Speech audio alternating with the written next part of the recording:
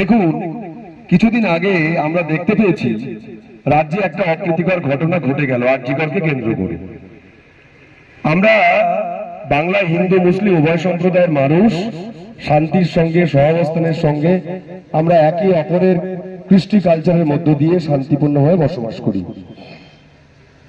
সেখানে কিছু কিছু ক্ষেত্রে কিছু বিচ্ছিন্ন ঘটনা ঘটেই যায়, কারণ আমরা সকলেই জানি আমরা সকলেই সমাজবদ্ধ জীব, কিন্তু সকলে সেটা না মনে করেন না। সে জায়গায় আরজিকরে একটা ঘটনা ঘটলো। আরজিকরের ঘটনাটা অত্যন্ত নিন্দাজনক। আমরাও দুঃখ প্রকাশ করছি, নিন্দা জানিয়েছি, আমাদের নেত্রী নিজে জানিয়েছেন। ঘটনাটা যেদিন ঘটে 9 আগস্ট, তিনি তখন ঝাড়গ্রামের সভায় ছিলেন। যখন এবিপি আনন্দের সুমন দে তাকে ফোন করেন, ম্যাডাম আরজিকরে একটা ধর্ষণ মারমারা কাণ্ড ঘটেছে, এটা নিয়ে আপনার বক্তব্য কি? তিনি বলেছিলেন, এই ঘটনাটা আমি অত্যন্ত নিন্দা জানাচ্ছি, দোষীরা প্রকৃত শাস্তি পাক। আমি প্রয়োজনে সম্পূর্ণ সহযোগিতা করবো সিবিআই হাতে কেসটা হ্যান্ড ওভার হোক। আগস্ট মাসের 13 তারিখে কেসটা সিবিআই হাতে হ্যান্ড ওভার হয়। সেখান থেকে অনেকটা দিন পেরিয়ে যাওয়ার পরেও আজও পর্যন্ত কিন্তু সেই কেসের চার্জশিট জমা হলো না, অপরাধীরা ধরা পড়লো না। কিন্তু মমতা বন্দ্যোপাধ্যায়ের পুলিশ এই ঘটনার 24 ঘন্টার মধ্যে যাকে অনুমান করা হয়েছে অপরাধী, সেই ধর্ষক যাকে গায়িত করা হয়েছে, আখ্যায়িত করা হয়েছে, একজন সিভিক সঞ্জয়, তাকে অ্যারেস্ট করা হলো। সেখান থেকে আজকে বাংলার বুকে, সারা ভারতবর্ষের বুকে আমরা যারা বসবাস করি তাদের মধ্যে একটা ভেদাভেদ, একটা সাম্প্রদায়িক উস্কানি দেওয়ার চেষ্টা চলছে সেই 2014 পর থেকে নেই। এক্ষেত্রে এটাকে নিয়ে বিজেপি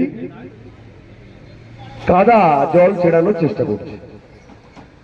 আমরা কি দেখলাম? মুখ্যমন্ত্রী পদত্যাগ দাবি করতেন।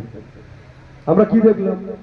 নবান্ন অভিযান করে ছাত্র আন্দোলনের নামে সাধু বেশের ভণ্ড সাজিয়ে নবান্ন অভিযান করতে গেল বিজেপি, যদিও তাদের মুখোশ খুলে গেল বাংলার মানুষের কাছে। তারপর কি দেখলাম? একের পর এক আন্দোলন। আমরা ভেবেছিলাম, আমরা তাও বলেছিল কি আমরা উৎসব, তারপরে ছিল দুর্গাপুজো, বাংলা বাঙালির সব থেকে প্রাণের উৎসব দুর্গাপুজো। আমরা দুর্গাপুজো ফিরবো না, উৎসবে ফিরবো না তো করে বাংলার মানুষ কিন্তু স্বতঃস্ফূর্ত ভাবে উৎসবে সামিল হয়েছিল, উৎসব পালন করেছে। তার কারণ বাঙালির 12 মাসে 13 পার্বণ। সে জায়গায় দাঁড়িয়ে মমতা বন্দ্যোপাধ্যায় বাংলার 10 কোটি মানুষকে ভালো রেখেছেন, এটা বিরোধীদের সহ্য হচ্ছে না। কেন বাংলার মানুষ এত শান্তিতে থাকবে? কেন বাংলা উত্তরপ্রদেশ হবে না? কেন বাংলা মধ্যপ্রদেশ হবে না? কেন বাংলা হরিয়ানা হবে না? কেন বাংলা কর্ণাটক হবে না? কেন বাংলা দিল্লি হবে না? কেন বাংলা মহারাষ্ট্র হবে?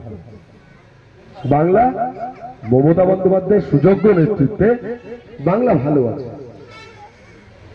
তো বাংলায় একের পর এক দিশা দেখিয়েছে সারা ভারতবর্ষকে।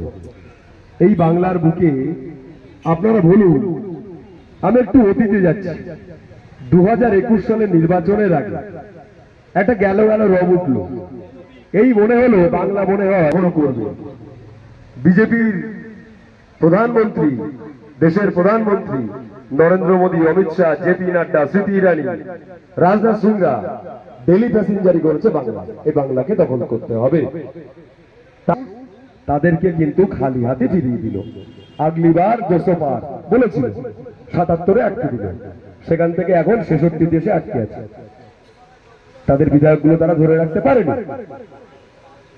তারপর হলো পঞ্চায়েত নির্বাচন। আমরা একক সংখ্যাগরিষ্ঠতা প্রত্যেকটা পঞ্চায়েত সমিতি, জেলা পরিষদ। সম্প্রতি লোকসভা নির্বাচন কি বলেছিল? যে সিপিএম, কংগ্রেস, বিজেপি বলেছিল তৃণমূল এবার আর 2 সংখ্যার ডিজিট পার করতে পারবে না। 2 সংখ্যার ডিজিট মানে 10টা আসন। সেখানে আমরা কি দেখলাম? সেখানে আমরা দেখলাম কি 4টে বাই ইলেকশন গেল। সেই 4টে বাই ইলেকশনেও কিন্তু আমরা নির্বাচিত হলাম, আমাদের দলের প্রতিনিধি। তারপর এই আরজিকর কাণ্ডটা ঘটল। আমরা ভেবেছিলাম দল মনে হয় একটু ক্রাইসিস কন্ডিশনের মধ্য দিয়ে চলছে।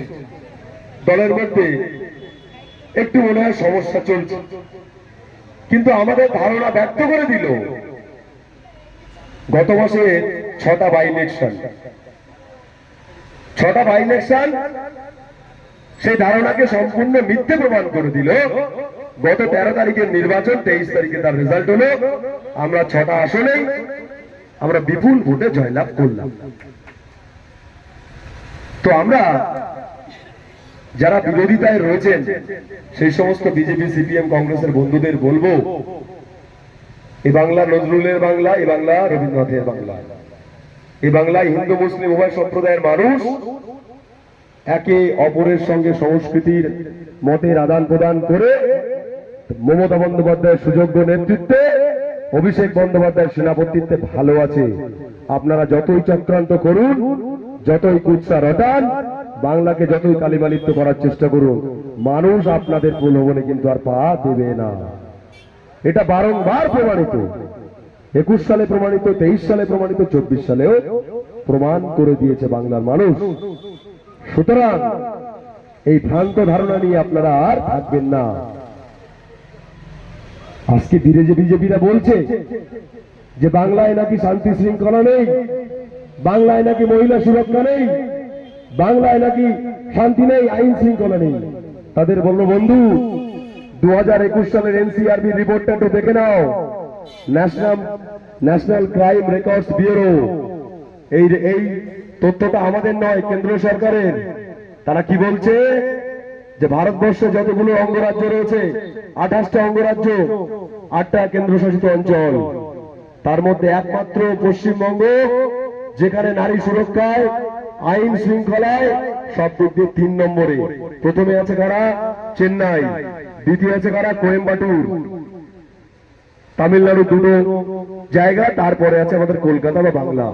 সুতরাং এই ভুল বা তথ্য যারা দিচ্ছে তাদের কাউন্টার করুন। গুগলে সার্চ করবেন এনসিআরবি রিপোর্ট 2021, পরিষ্কার সেখানে লেখা আছে 28টা রাজ্যের সিরিয়াল অনুযায়ী দেয়া রয়েছে।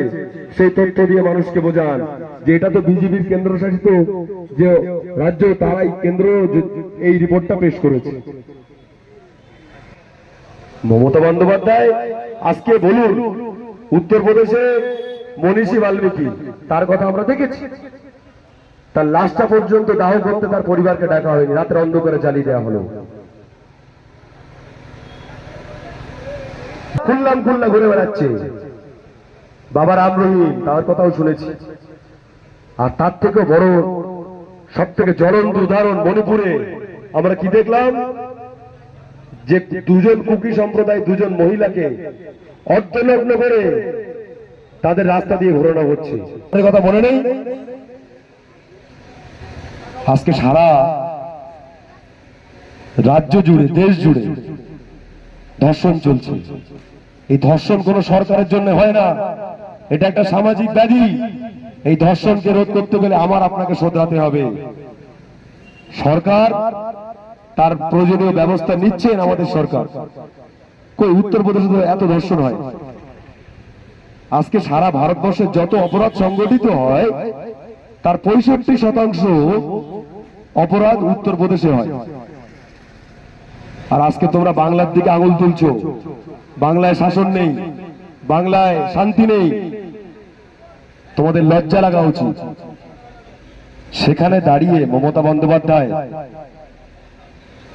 ডাক্তাররা যখন, জুনিয়র ডাক্তাররা যখন রাস্তায় নামলেন, মমতা বন্দ্যোপাধ্যায় একাধিকবার তাদের কাছে ছুটে গেছেন। তার কারণ কি? কারণ জুনিয়র ডাক্তাররা হাসপাতালের কর্তব্য ছেড়ে তারা রাস্তায় নেমেছিল। তারা ভেবেছিল এই মনে হয় একটা সুযোগ পালে হাওয়া বেঁধেছে, এবার মমতা বন্দ্যোপাধ্যায়কে উৎখাত করা যাবে। কেন সব ডাক্তার সম্প্রদায়কে বলছি না, অনেক ভালো ডাক্তার রয়েছেন। ডাক্তারদের বলা হয় ভগবানের দ্বিতীয় রূপ। সেই ডাক্তারদের প্রথম ভূমিকা হচ্ছে কি, রোগীর চিকিৎসা পরিষেবা দেয়া। তারপরে আপনি আন্দোলন করুন, আপনি প্রতিবাদ জানান, নিশ্চয়ই আপনার প্রতিবাদ আন্দোলন করার অধিকার রয়েছে। সেই অধিকার সংবিধান আপনাকে, আমাকে, সবাইকে দিয়েছে। কিন্তু যখন দেখা গেল ডাক্তারদের গাফিলতিতে একের পর এক রোগীরা বিনা চিকিৎসায় হাসপাতালে ছটফট করছে, মারা যাচ্ছে, মানবিক মুখ্যমন্ত্রী ছুটে গেলেন তাদের কাছে যে আপনারা রোগী পরিষেবাটা দিন, তারপর আপনারা আন্দোলন করুন, আপনাদের সমস্ত দাবি দেওয়া আমি মেনে নিতে প্রস্তুত। তিনি তার বাড়িতে কালীঘাটেও ডাকলেন। কালীঘাটে গিয়ে ডাক্তাররা, সেখানেও রাজনীতি, সেখানে গিয়ে দাঁড়িয়ে যাওয়ার কথা 30 জন, তারা গেছে 40, 50, 60 জন। ডাক্তাররা আগে থেকে বলছে আমাদের অধিকার আগে থেকে ঠিক করে দিতে হবে। নেত্রী মমতা বন্দ্যোপাধ্যায় বলছেন তোমরা না বসো বাবা, একটু চা খেয়ে যাও। আমার জানা নেই ভারতবর্ষের এমন কোন মানবিক মুখ্যমন্ত্রী আছেন কিনা যিনি নবান্নে সভাঘরে ডাক্তারদের জন্য ঘন্টার পর ঘন্টা অপেক্ষা করে বসে থাকেন, এরকম জানা নেই। জুড়ে আমি দেখছিলাম কাকুরা ভালো, গ্রামের কাকুরা ভালো বলতে পারবেন, সিপিএম এর আমলে এই আরজি কর নিয়ে একটা গন্ডগোল হয়েছিল, সেখানেও ডাক্তাররা আন্দোলন করতে গেছিল লাঠি পেটা করে। বুদ্ধদেব বাবু সেই সময় কিন্তু ডাক্তারদের আন্দোলনকে ভেস্তে দিয়েছিলেন।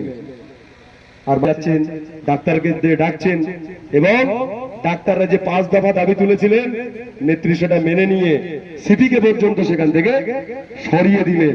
তাদেরকে অসম্মান করছে। তার কারণ কি? এই বিজেপির যে সমস্ত বন্ধুরা বড় বড় কথা বলে, এরা বাংলা ও বাঙালি বিরোধী।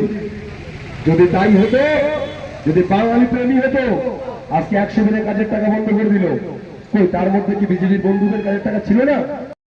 আমি ধর্ষকদের বিরুদ্ধে আইন প্রণয়ন করতে চাই, যেখানে কোন ধর্ষক যদি ধর্ষণ অভিযুক্ত হয় তাহলে তার তো আরো 10 দিন বেশি। তার জন্য তিনি আইন প্রণয়ন করলেন। এখন আইন প্রণয়ন তো রাজ্যের কাছে থাকে না। রাজ্য আইন প্রণয়ন করতে গেলে রাজ্যের বিধানসভা থেকে পাশ করতে হয়, সেটা পাঠাতে হয় সেন্ট্রালে। সেন্ট্রালের উচ্চ থেকে নিম্ন কক্ষ থাকে, পার্লামেন্টে, রাজ্যসভা, লোকসভা, সেখানে পাশ করতে হয়। সেখানে পাশ করার পরে তারপর যায় রাষ্ট্রপতির কাছে। রাষ্ট্রপতি সেটাকে সিলমোহর দেয়, তারপর সেটা আইন হিসেবে প্রণয়ন হয়। আজকে আমাদের দেশের রাষ্ট্রপতি তিনি একজন আদিবাসী মহিলা, দ্রৌপদী মুর্মু, যার কথা বারবার শুনছিলাম। তো আমার তাকে কাজ করতে দেওয়া হচ্ছে না। তাকে এই বিজেপির গভর্নমেন্ট, বিজেপির অমিত শাহ, জেপি নাড্ডারা তাকে কাঠের পুতুলের মতো ব্যবহার করছে। তো সেই জায়গায় দাঁড়িয়ে আমাদেরকে আরো সংগঠিত হতে হবে আমাদের জন্য, নিজেদের জন্য, যাতে আমরা মমতা বন্দ্যোপাধ্যায় হাতকে শক্ত করে এই অপরাজিত বিলকে যাতে পশ্চিমবঙ্গে আমরা লাগু করতে পারি, তার জন্য আমাদেরকে আন্দোলন গড়ে তুলতে হবে, প্রতিবাদ গড়ে তুলতে হবে। তবে কারণ এরা শক্তের ভক্ত। কালকে কল্যাণ বন্দ্যোপাধ্যায় বলছিলেন যে ওয়াকফ বিলকে এত সহজে হাঁটানো যাবে না। ওয়াকফ বিলকে রদ করার জন্য দেশজুড়ে মানুষ লড়ছেন। আমাদের রাজ্যের, আমাদের বর্ষিয়ার নেতা কল্যাণ বন্দ্যোপাধ্যায়, তিনি এমপি, এবং তার সঙ্গে নাদিমুল হক রাজ্যসভা সাংসদ, তারা দুজন লড়ছেন। আছে মমতা বন্দ্যোপাধ্যায়ের সঙ্গে থাকবে, এই আশা এবং ভরসা রেখে আপনাদের সকলকে আরো একবার জাতীয়তাবাদী অভিনন্দন দিয়ে আমি আমার কথা শেষ করছি। জয় হিন্দ, বন্দে মাতরম। তৃণমূল কংগ্রেস জিন্দাবাদ, মমতা বন্দ্যোপাধ্যায় জিন্দাবাদ, সেনাপতি অভিষেক বন্দ্যোপাধ্যায় জিন্দাবাদ।